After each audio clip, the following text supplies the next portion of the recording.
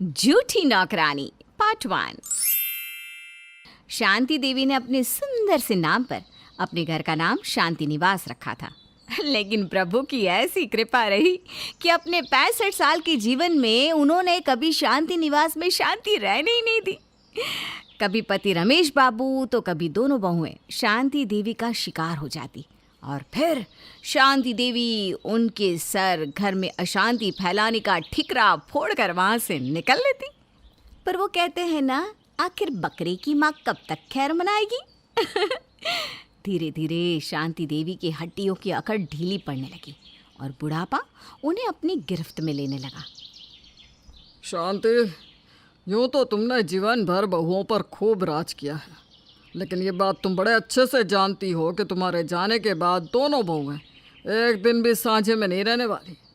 इसलिए अपने अंतिम समय में खटिया पकड़ने से पहले जो कहना है कह दो। पति की बात सुनकर शांति ने दोनों बहुओं को अपने पास बुलवा लिया। मेघना, सौम्या बेटा, मुझे लगता है अब मेरे जाने का समय आ गया है। ये तो मैं बहुत अच्छे से जानती हूँ कि मेरी आँख बंद होते ही तुम दोनों अपनी अपनी रसोई अलग कर लोगी, लेकिन हो सके तो अपनी बूढ़ी सास की एक बात मान लेना। बेटा, परिवार परिवार ही होता है। बुरे समय में भाई ही भाई के काम आता है। इसलिए बेशक तुम अपनी रसोई अलग कर लो, लेकिन एक दूसरे का साथ छोड़कर कहीं दूर मत जाना। तुम्हारे पिताजी ने तुम दोनों के लिए ज़मीन खरीदी है। वो तुम दोनों के लिए अलग अलग मकान बनवा देंगे। तुम दोनों अपने अपने मकान में अपना परिवार लेकर खुशी से रहो, बस इतना ही कहना चाहती हूँ। मेघना और सौम्या दोनों देवरानी जेठानी थी। शांति देवी से हरी झंडी मिलते ही दोनों बहुओं ने तुरंत ही अपने मकान में काम शुरू करवा दिया और जल्दी ही उनके मकान बनकर तैयार भी हो गए। जब तक सास शांति देवी जीवित थी, बेचारी दोनों बहुएं अपने दिल के अंदर उमड़ रहे ज्वालामुखी को दिल में ही दबाकर चुपचाप शांति निवास में रह रही थी। लेकिन जिस दिन सास ने अपनी आंखें बंद की, दोनों देवरानी जेठानी अलग अलग मकानों में रहने चली जाती है। जीवन भर माँ जी ने मजदूरों की तरह काम करवाया है, कभी 2 पल की फुर्सत नसीब नहीं हुई। अब ये मेरा घर है, यहाँ किसी की कोई रोक टोक नहीं है। यहाँ तो हर काम में मेरी मर्जी चलेगी। अब तो मैं घर के कामों के लिए एक नौकरानी रख लूँगी और सुकून से अपनी ज़िंदगी बिताऊंगी। मेघना को जैसे ही पता चलता है कि जेठानी सौम्या ने एक काम वाली रख ली है, तो वो भाई कहाँ पीछे रहने वाली थी। मेघना भी अपने पति से कहकर काम वाली को अपने यहाँ काम करने के लिए बुला लेती है। मेघना और सौम्या एक ही कॉलोनी में रह रही थी, इसलिए दोनों के यहाँ एक ही नौकरानी कमला काम करने के लिए आने लगी थी। आराम की तलाश में मेघना और सौम्या ने कमला को काम पर रख तो लिया था, लेकिन कमला की आदत से वो दोनों अनजान थी। उन्हें नहीं पता था कि कमला को बात इधर से उधर करने की बहुत गंदी आदत थी। कुछ दिन तो कमला बहुत अच्छे से दोनों के यहाँ काम करती है, लेकिन उसके बाद उसकी ताक झाँक करने की आदत शुरू हो जाती है। एक दिन, मैम साहब, आपको देखकर ना मेरे को बहुत अच्छा लगता है। आप कितनी फिट है, कितनी फुर्ती से सारा काम निपटाती है। आपको देखकर ना मेरे अंदर भी एनर्जी आ जाता है। और एक वो सौम्या मैम साहब, पूरा दिन बिस्तर पर पड़ेली रहती है। उसके अंदर तो आलस ऐसे कूट कूट की भरा है कि क्या बताए आपको। अब कल की ना बात देख लो। कल मैं आपकी यहाँ से काम करके गई, उसके बाद मैं सौम्या मैम साहब के यहाँ काम कर रही थी। अरे बाबा रे बाबा, इतना काम बताई मेरे को। काम करते करते मैं तो खींच गई। मैं बोली, सौम्या मैम साहब, मेरे को एक कप चाय तो बनाकर पिला दो, बड़ी थकान हो रही है। तो पता है क्या बोली मेरे को? बोली, देख कमला, मेरे को काम मत बताया कर। अभी मैं आराम कर रही ना, जल्दी जल्दी काम निपटा और जाकर अपनी चहेती मेघना के यहाँ जाकर चाय पी ले। वही तेरे को मुंह लगाती है, वही तेरे को चाय पिलाएगी। अब आप ही बताओ मैम साहब, क्या मैं कभी कोई भी आलतू फालतू बात की क्या आपसे? गरीब की इस दुनिया में ना कोई वैल्यूच नहीं है। मैम साहब, एक कप चाय के लिए इतनी बातें सुनाती मेरे को। अरे कमला छोड़ना, दीदी की तो आदत ही खराब है। मैं क्या जानती नहीं हूँ उनकी आदतें। अरे ठीक है ना, एक कप चाय में कौन सा मैं गरीब हो जा रही हूँ। कल से तू मेरे यहाँ से चाय पी के जाया कर। अरे तू क्यों करती है उनका कोई भी आलतू फालतू काम। जितने काम का पैसा तुझे वो देती है उतना ही काम किया कर। तुझे कोई भी फालतू काम करवाए तो साफ साफ मना कर दिया कर।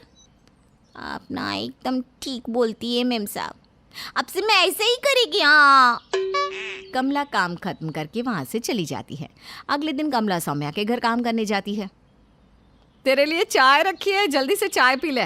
और हाँ, आज ना आंगन की धुलाई कर देना। तू कल भी बिना धुले चली गई थी। मेम साहब मैं चाय नहीं पिएगी। वो मेघना मेम साहब है ना, वो मेरे को चाय नाश्ता सब अच्छे से करवा कर भेजती है। वो मेघना मेम साहब बोल रही थी कि दीदी ना एक नंबर की आलसी है, दिन भर बिस्तर तोड़ती रहती है। सौम्या दीदी के यहाँ तेरे को एक कप चाय भी नहीं मिलने वाली, इसलिए यहीं से चाय नाश्ता करके ही जाया कर। अच्छा, मैं दिन भर बिस्तर तोड़ती रहती हूँ और वो तुम्हारी मेघना मेम साहब जैसे वो बहुत काम करती है, हैं? अरे इतनी काम करने वाली है तो नौकरानी किस लिए लगा रखी है? अपने आप क्यों नहीं कर लेती सारा काम? खूब जानती हूँ मैं उसे। काम के समय बिस्तर तोड़ना ये मेघना की आदत है, मेरी नहीं। अपनी आदत से मजबूर नौकरानी कमला जी अगले दिन जाकर मेघना को सौम्या की कही हुई सारी बातें मिर्च मसाला लगा लगा कर बताने लगती है। मेम साहब आप कितनी अच्छी है, पता नहीं सौम्या मेम साहब आपके बारे में ऐसी बातें क्यों कर रही है। मेरे से तो सच्ची में ना सुना भी नहीं जाता है। तू सच सच बता, क्या कहा आज भाभी ने मेरे बारे में? मेम साहब, सौम्या मेम साहब मेरे को बोली आप एक नंबर की काम चोर हो, इसीलिए तो उन्होंने अलग मकान बनाया है। बोल रही थी सारा काम उनको ही करना पड़ता था और आप बहाना बनाकर काम चोरी कर लेती थी, बस इसीलिए उन्होंने घर का बंटवारा करा लिया। नौकरानी कमला के मुंह से ऐसी बात सुनकर मेघना का खून खौल रहा था। कमला के जाने के बाद पता नहीं कैसे लीचड़ों के घर में मेरी शादी होगी। आधी जिंदगी सास ने जीना दुश्वार कर दिया और अब ये जेठानी नहीं जीने दे रही। कि यही दिन दिखने के लिए माँ जी ने एक मोहल्ले में हमारे घर बनवाए थे कि नौकरानी के सामने बेइज्जत होना पड़े। मतलब हमारी तो दुनिया में समाज में कोई इज्जत ही नहीं है। आने दो मनोज को, आज इनकी भाभी की सारी करतूत बताऊंगी। शाम को मेघना अपने पति मनोज के दफ्तर से आने का इंतजार करने लगती है। मनोज के आने के बाद देख रहे हैं आप, 15 साल में आपकी माँ ने एक भी दिन मुझे चैन से जीने नहीं दिया। दिन रात काम में पीस पीस कर बस इसी उम्मीद में इतने साल रो रो कर बिताए थे कि कभी तो जीवन में सुख मिलेगा। लेकिन अब आपकी बड़ी भाभी मेरा जीना दुश्वार कर रही है। अरे मैं पूछती हूँ, क्या ज़रूरत है नौकरानी के सामने मेरी बुराइयाँ करने की? अगर उनके पेट में मेरी बुराई करने का इतना ही मरोड़ उठ रहा है तो आकर मेरे सामने मेरे मुंह पर कहना जो भी कहना है। पीठ पीछे ऐसी बातें करने का क्या मतलब है? अब ये कमला सारे मोहल्ले में घूम घूम कर ये बात बताएगी। भाभी से ऐसी ओछी हरकत की मुझे कतई उम्मीद नहीं थी। अरे अरे भाग्यवान, क्या हो गया? ऐसा क्या कह दिया भाभी ने कमला से जो तुम इतना आग बबूला हो रही हो? पूछो मत। आपकी भाभी नौकरानी के सामने मेरा अपमान करती है और उससे कहती है कि मैं नौकरानियों के साथ बैठकर पंचायत लगाती हूँ। मुझे नौकरानियों को मुंह लगाने का शौक है। इनकी बात को तो मैं फिर भी छोड़ दूँ, लेकिन कल पता है उन्होंने कमला से क्या कहा? उन्होंने कहा कि मैं पूरा दिन बिस्तर तोड़ती रहती हूँ, मेरे काम चोरी करने के कारण ही घर का बंटवारा हुआ है। मैं काम चोर हूँ तो मेरे घर का काम करने क्या तुम्हारी भाभी आती है? बोलो। इतने साल अम्मा बाबूजी के साथ रहकर मैंने कितने काम चोरी किए बताओ? सुबह 4 बजे से लेकर रात के 10 बजे तक सबकी ड्यूटी की है। उसके बाद भी आज मुझे ये सब सुनने को मिल रहा है। देखो मेघना, मुझे नहीं लगता कि भाभी ऐसा कुछ कह सकती है। तुम ना कमला की बातों में मत आओ। मेरी बात मानो तो तुम एक बार जाकर भाभी से मिल लो। जो भी बात है आमने सामने बैठकर क्लियर कर लो। इस तरह से किसी बाहर वाले की बातों में आकर अपना रिश्ता खराब करना ठीक नहीं है। हाँ, तुम तो हो ही भाभी के वक्त, जीवन भर भाभी भाभी भाभी करते रहो। आज भी भाभी की तरफदारी कर रहे हो। चाहते क्या हो? इतनी खरी खोटी सुनने के बाद भी मैं बेशर्मों की तरह उनके घर जाकर बैठ जाऊं? अब उनके घर जाए मेरी जूती, मैं नहीं जाने वाली। मनोज की बात सुनकर मेघना को पहले से भी ज्यादा गुस्सा आता है और वो पैर पटकते हुए अपने कमरे में चली जाती है। अरे नहीं नहीं नहीं, अभी कहानी खत्म नहीं हुई, अभी तो पिक्चर बाकी है दोस्त।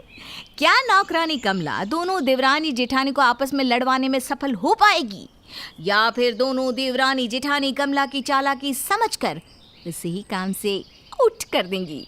जानने के लिए देखिए झूठी नौकरानी पार्ट 2।